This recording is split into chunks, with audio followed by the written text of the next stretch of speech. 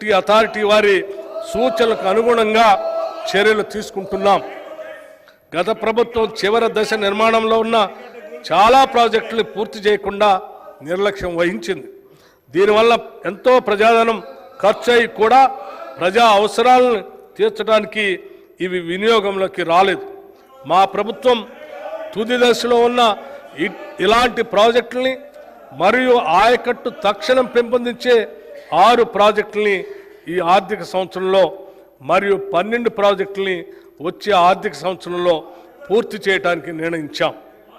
రాష్ట్రంలో ఇప్పటికే ఉన్న భారీ మధ్య తరహా మరియు చిన్న ప్రాజెక్టుల నిర్వహణ కూడా గత 10 ఏళ్లలో జరగకపోవటం వల్ల ఆ ప్రాజెక్టుల సామర్థ్యానికి అనుగుణంగా ప్రజలకి మేలు జరగలేదు. అవి అలాగే వదిలేస్తే మన జాతీయ సంపదగా భావించే ప్రాజెక్టులు నిరుపయోగం అవుతాయి. అందుకే మా ప్రభుత్వం ప్రాజెక్టుల నిర్వహణ మరియు మరమ్మతులు తగిన సమయంలో చేపట్టడానికి నిర్ణయించాం. నీటిపారుదల శాఖకు ఈ బడ్జెట్లో 22,301 కోట్ల రూపాయలు ప్రతిపాదిస్తున్నాం.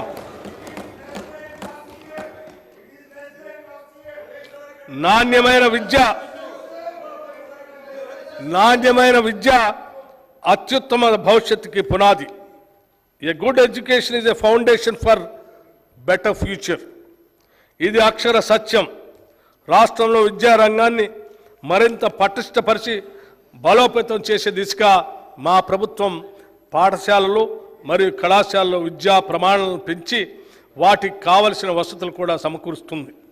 మొదటి అడుగుగా పాఠశాలలో ఉన్న ఉపాధ్యాయ ఖాళీలను భర్తీ చేయడానికి నిర్ణయించి ఒకటేసారి 11,062 పోస్టులతో ఒక మెగా డిఎస్సి ఇప్పటికే నోటిఫై చేశాం. దానికి సంబంధించిన పరీక్షలు జూలై 18, 2020 నాడు ప్రారంభమై ఇంకా జరుగుతూనే ఉన్నాయి. దీనివల్ల పాఠశాలలో ఉపాధ్యాయుల సంఖ్య విద్యార్థుల సంఖ్యకు అనుగుణంగా పెరుగుతుంది. నాణ్యమైన విద్య మన ప్రభుత్వ పాఠశాలలో చదివే పేద మధ్యతరగతి విద్యార్థులకి అందుతుంది. గత ప్రభుత్వం విశ్వవిద్యాలయాల స్వయం ప్రతిపత్తిని పూర్తిగా కాలరాసింది. వాటికి చాలా కాలం పూర్తి కాలం వైస్ ఛాన్సలర్స్ నియమించకుండా ఇన్ఛార్జీల నియామకంతో కాలం గడిపింది.